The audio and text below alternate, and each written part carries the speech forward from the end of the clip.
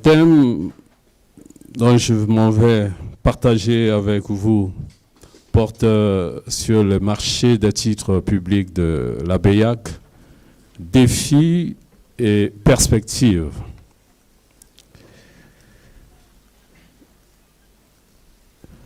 Je m'en vais traiter ce thème en 5 points, notamment une introduction, suivie notamment des titres publics de la BEAC, la présentation.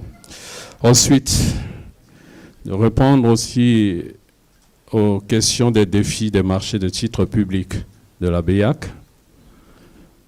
Également analyser les perspectives d'amélioration des marchés de titres publics de la BEAC et puis de tirer les points de conclusion. Le marché de titres publics, comme vous le savez, est un levier important pour la croissance économique dans notre zone. Cependant, en dépit des évolutions très satisfaisantes enregistrées depuis bientôt 13 ans, nous relevons néanmoins des défis majeurs auxquels ce marché est confronté, mais également le marché ouvre aussi des perspectives pour sa croissance, pour sa dynamisation. Les titres publics, comme vous le savez déjà, sont des instruments d'endettement qui sont émis par les États membres de la CEMAC pour financer leurs besoins budgétaires. Et nous en dénombrons deux, les bons du trésor assimilables, qu'on appelle couramment BTA, dont l'échéance lui est garantie à court terme, entre 3, 6 ou 12 mois maximum.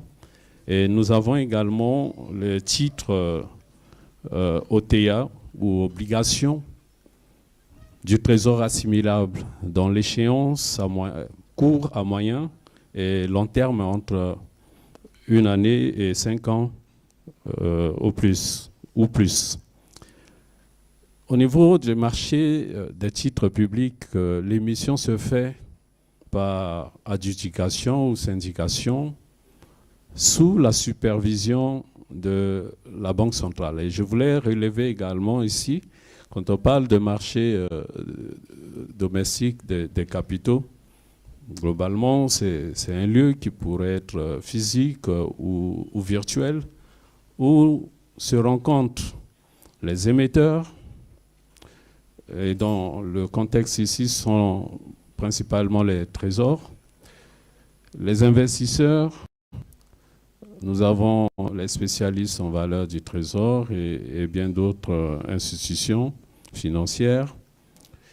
Nous y retrouvons également les intermédiaires financiers et aussi le régulateur.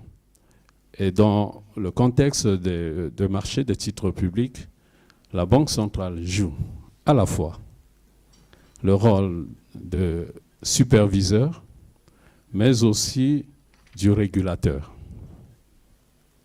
L'objectif, c'est de mobiliser les ressources domestiques et cela permet aux États de diversifier les sources de financement.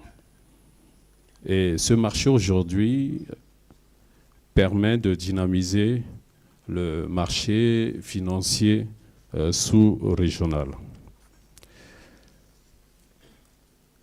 Alors, comment est organisé ce marché qui a été institué avec notamment un cadre réglementaire mis en place par le comité ministériel et qui aujourd'hui a fait son bout de chemin? En sa qualité de régulateur de ces marchés, nous y trouvons également, comme je l'ai évoqué, les émetteurs, qui sont les trésors de la CEMAC, Mais nous avons également des investisseurs institutionnels, des entreprises et même les personnes physiques qui interviennent sur le marché des titres publics. Et ces instruments que je l'ai évoqués, notamment les BTA et les OTA, s'opèrent au niveau du marché. Donc il y a deux types de marchés, le marché primaire et également le marché secondaire. Au niveau du marché primaire, les opérations sont exécutées en adjudication classique. C'est des appels d'offres concurrentiels qui sont lancés. Et également par des syndications domestiques. Nous y trouvons au niveau du marché secondaire, notamment les échanges des titres, les achats et les ventes, et aussi les pensions livrées et les transferts franco. Ce qu'on pourrait retenir par rapport à la dynamique de ce marché, qui représente aussi des enjeux pour les États. Ce marché permet de financer à moindre coût. C'est l'objectif recherché. Mais aujourd'hui, la tendance du marché, notamment la loi de l'offre et de la demande, fait que les taux d'intérêt deviennent de plus en plus élevés pour tenir compte notamment de l'exposition aux risques souverains et également les questions liées au déficit budgétaire. Et c'est un marché qui devrait offrir ses ressources à moindre coût parce que ça ne tient pas, ça exclut notamment les risques inflationnistes de change dans une monnaie locale avec une parité fixe et aussi tout l'avantage de la mobilisation domestique des ressources avec une maturité moyenne ou plus longue selon les besoins formulés par les États. Alors, je voudrais revenir un peu sur l'évolution du marché de titres publics, comme je l'ai rappelé aujourd'hui. À 13 ans, je pense que c'est l'âge d'adolescence de ce marché. Et cela rejoint notamment cette question de défis et de perspectives. À 13 ans, ce marché doit se projeter pour davantage renforcer ces instruments, mais davantage renforcer également tous les mécanismes de sécurisation. Depuis 2011, c'est la date à laquelle les premières émissions de BTA ont été opérées par le Cameroun et la RCA pour un montant global de 51,6 milliards. Et en 2017, les autres États ont rejoint la dynamique avec l'entrée du Congo. Et en 2018, les encours sont passés de 51 milliards à 1000 milliards.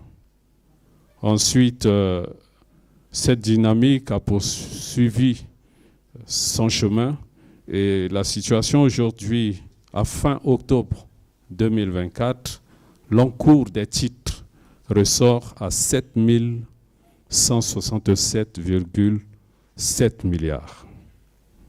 On y trouve des transactions aussi sur le marché secondaire qui se développent aussi également de plus en plus avec les spécialistes des valeurs de trésor qui sont principalement les banques commerciales. On y trouve également des investisseurs institutionnels, à l'instar notamment des caisses de retraite, des sociétés d'assurance, Il y a également le fonds de garantie des dépôts d'Afrique centrale et bien d'autres personnes physiques qui disposent aujourd'hui à peu près 211 milliards d'encours. La BEAC également est partie prenante et détient sur le marché secondaire quelques titres.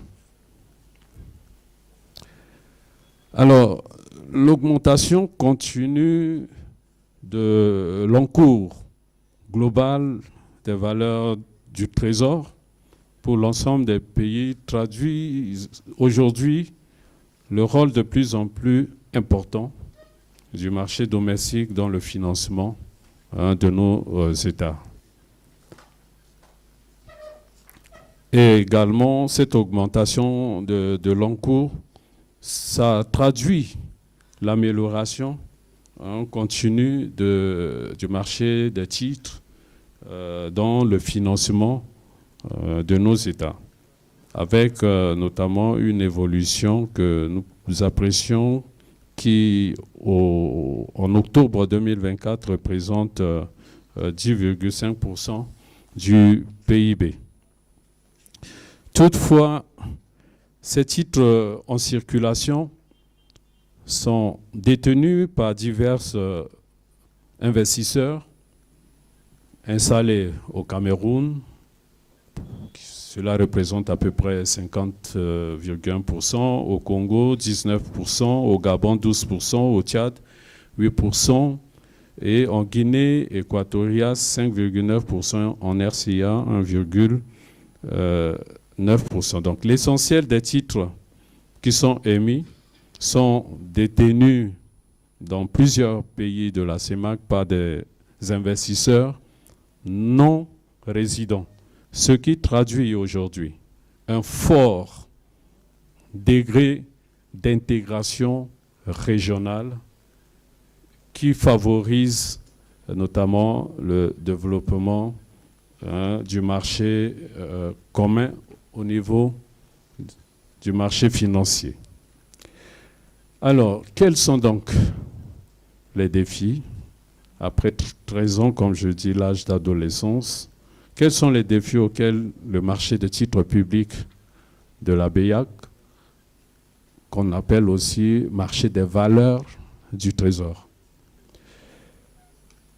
Parmi les défis, qui sont d'ailleurs nombreux, nous voulons ici rappeler une résolution du comité ministériel de l'UMAC du 23 septembre 2021 relative au renforcement de capacités organisationnelles et humaines des trésors et l'amélioration de la communication avec le marché, donc notamment les questions du renforcement du capital humain, qui a été rappelé aussi ici par le représentant du MINFI, qui évoque la formation des acteurs, la sensibilisation également de la population. Et des dispositions ont été prises au niveau de la Banque centrale qui a mis à la disposition des trésors tout un cadre de concertation permettant d'anticiper au niveau organisationnel, au niveau de la programmation, de la planification des émissions, mais également tout un accompagnement pour assurer une coordination d'ensemble au niveau du marché. Aussi, le comité ministériel, en date du 4 octobre 2023, a formulé une résolution relative à la transparence financière du marché par la systématisation de la pratique de notation financière. Et nous saluons cette avancée aujourd'hui au niveau des pays de la CEMAC qui vont dans cette notation afin notamment de qualifier l'exposition au risque, mais beaucoup plus aussi de renforcer la confiance des investisseurs. La question de la crédibilité de la signature souveraine. Il y a une appétence aujourd'hui de plus en plus des SVT de s'orienter vers les titres publics, quelquefois au détriment du financement de l'économie. Et je tiens ici à saluer ces banques qui se démarquent au niveau notamment du financement des PME, de financement de l'économie. Et je crois que des mesures ont été prises au niveau de la COBAC pour notamment prendre en compte les ratios prudentiels dans le concours au marché des titres publics de chaque banque. Et aussi les défis, parmi tant d'autres, c'est, comme je l'ai évoqué, la situation des déficits budgétaires et le non-respect également de provisionnement au niveau des fonds, des conventions de compte séquestre qui exposent aussi certains émetteurs au défaut de paiement. Et là, ce défi pourrait être résolu ou amélioré, notamment en mettant en place ou en accélérant le processus de mise en place des comptes uniques du Trésor. C'est un projet qui a été lancé et qui est en cours, afin notamment de centraliser l'ensemble des flux financiers de l'État pour optimiser la gestion des trésoreries publiques. Donc ça, c'est un défi aussi important dans un contexte où les comptes de l'État sont disséminés et à la tombée d'échéance, quelquefois, les comptes séquestres ne disposent pas les ressources nécessaires pour pouvoir rembourser la tombée d'échéance, tout en sachant que l'État dispose bel et bien des ressources qui sont oisives. L'accélération également, afin de mettre en place, a été une question discutée au niveau du cadre de concertation pour mettre en place ces coussins permanents de trésorerie, afin notamment de loger dans un compte à la direction nationale de la BEAC, ce compte qui sera dédié à améliorer les capacités des négociations des trésors publics sur le marché et aussi à faire face aux émissions, les cas d'émissions infructueuses, quelquefois qui sont enregistrées pour des raisons de taux ou des prix qui sont très élevés, afin notamment de réduire progressivement les coûts des ressources à lever sur le marché. D'autres défis, et aussi non les moindres aujourd'hui, c'est la faible liquidité et aussi la question du profondeur du marché des titres publics. Et comme je l'ai évoqué, malgré les efforts pour stimuler davantage ce marché, la liquidité reste encore insuffisante au niveau de la Banque centrale, au niveau de la politique monétaire. La liquidité de l'ensemble de l'écosystème est suivie par le FALBS. Et c'est une situation qui représente aujourd'hui de défis, ce qui fait que beaucoup de détenteurs de titres se voient quelquefois dans les capacités de pouvoir souscrire ou honorer des engagements des États. Et l'absence donc d'un mécanisme profond, puis d'un nombre suffisant d'émetteurs aussi limite les transactions sur ces titres. Le marché secondaire reste aussi faible, ce qui aussi limite la capacité pour les investisseurs de vendre leurs titres rapidement. Et vendre, ça revient à vendre à des prix qui soient justes. La dépendance au financement extérieur représente pour nous un défi. L'actualité, il fallait mobiliser les ressources domestiques pour rembourser les dettes extérieures. Et la plupart des États, la situation est que les États recourent davantage au financement extérieur et à des dons internationaux à des taux beaucoup plus concessionnels. Cette situation limite la capacité des gouvernements à lever des fonds durables et sur le marché, bien sûr, des fonds durables sur le marché interne, ce qui rend nos marchés de titres plus vulnérables au choc extérieur. Et ensuite, les taux d'intérêt qui sont élevés et qui posent aussi un problème d'attractivité sur les titres. Je crois qu'il y a cela eu une année ou 2 années, le Cameroun a dû arrêter les opérations de titres publics du fait des taux qui ne sont pas attractifs.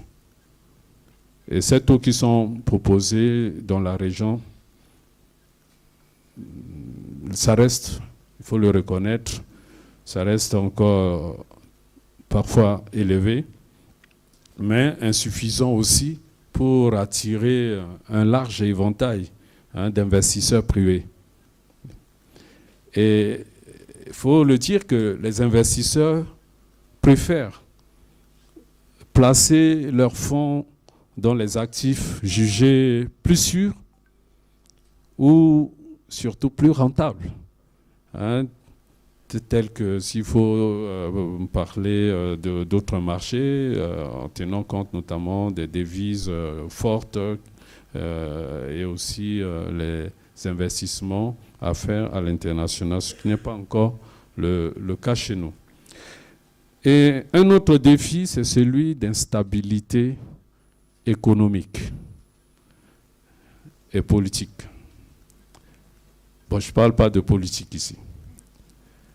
Instabilité économique dans certains pays qui dissuade les investisseurs de s'engager dans des investissements à long terme.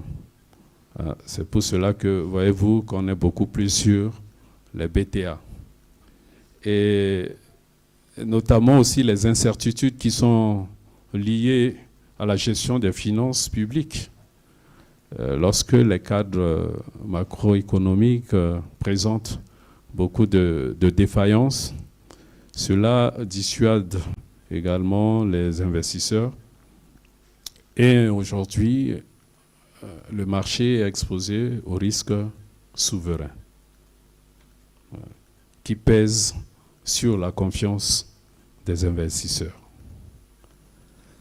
Alors, en dépit de tous ces défis, nous pouvons toutefois apprécier ou analyser certaines perspectives d'amélioration des marchés de titres publics au niveau de la Banque centrale. Pour accompagner le développement et l'approfondissement de ce marché, il y a lieu de rationaliser les interventions des États pour des financements à moindre coût, sur plus du long terme et orientés vers les investissements stratégiques. Et je pense que dans le cadre de concertation, Il y a un fort besoin aujourd'hui d'investissement stratégique au niveau de nos États, qui sont fortement dépendants. Quand je dis nos États, c'est les 6 États de la CEMAC qui sont fortement dépendants des importations. Au niveau de la CEMAC, une stratégie d'import-substitution a été déjà adoptée.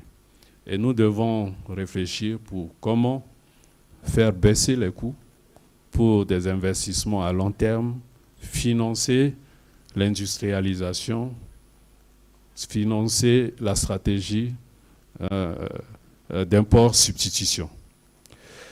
La question aussi des perspectives en cours, c'est d'améliorer davantage la communication. Et je tiens à remercier M. Émile pour cette initiative avec tous les acteurs. On communique, on adresse les défis et on propose les pistes de solutions idoines devant dynamiser l'économie de nos pays. Aussi, la systématisation de la pratique de la notation souveraine, comme je l'ai évoqué, que nous soutenons les États à se faire noter afin de renforcer cette confiance et éviter surtout les décotes sur les titres. Le renforcement de l'activité des spécialistes des valeurs du Trésor comme intermédiaire du marché à travers une plus grande animation du marché secondaire des valeurs du Trésor. Donc nous voulons encore plus d'acteurs pour rendre dynamique le marché secondaire. Ensuite, l'amélioration de l'attractivité à l'international du marché domestique des titres pour un élargissement de la base des investisseurs non résidents. C'est une réflexion pour notamment ouvrir la base des investisseurs afin notamment d'influer le taux ou les coûts des titres dans la zone.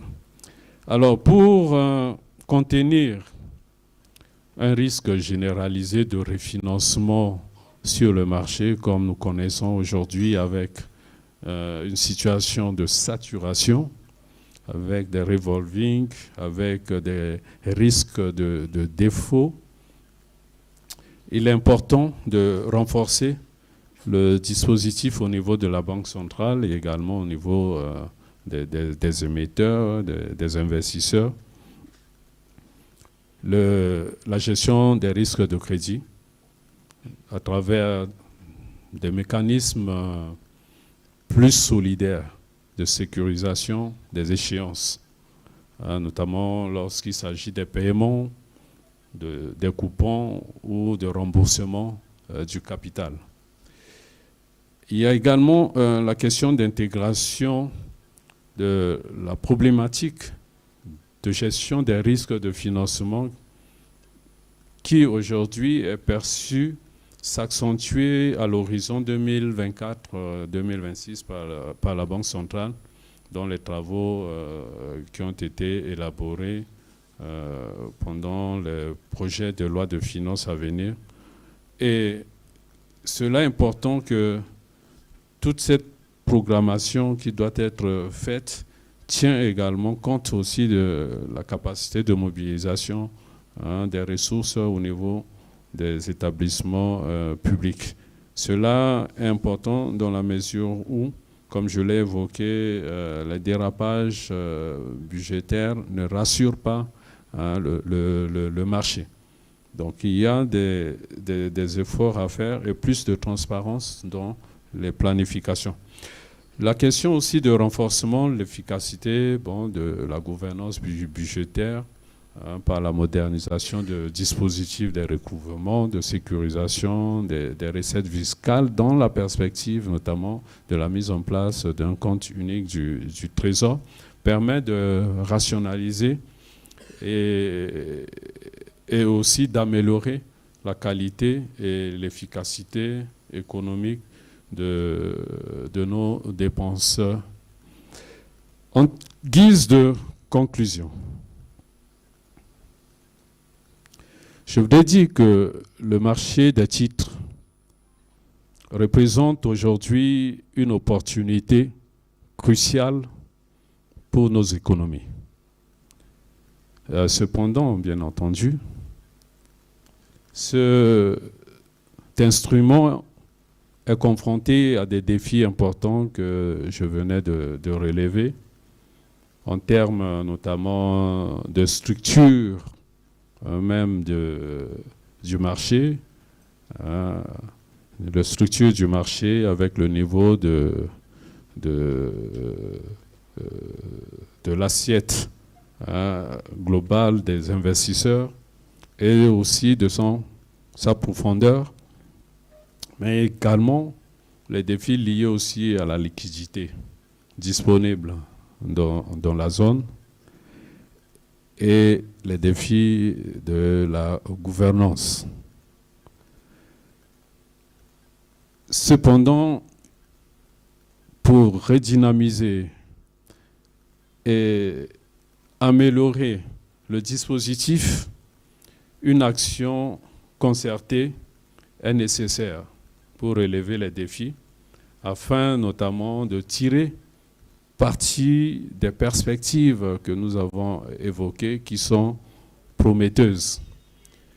Les étapes essentielles pour accroître l'attractivité du marché des titres et leur efficacité aujourd'hui, c'est d'abord l'amélioration de la transparence. Ensuite, le développement du marché secondaire et promouvoir aussi une meilleure intégration sous-régionale. Donc, je vous ai montré un peu les statistiques ici, que l'essentiel des titres sont détenus par pays, c'est détenu par les non-résidents. Et c'est la convergence de toutes ces actions avec notamment le cadre permanent et même un comité technique qui est mis à disposition pour accompagner l'écosystème. C'est tout cet ensemble qui va permettre à ce que ce marché qui aujourd'hui fait face à une crise souveraine puisse en sortir et remplir véritablement son rôle qui est d'apporter les ressources nécessaires à nos administrations publiques dans la perspective d'un développement inclusif, durable de nos pays. Sur ce, je vous remercie pour votre aimable attention.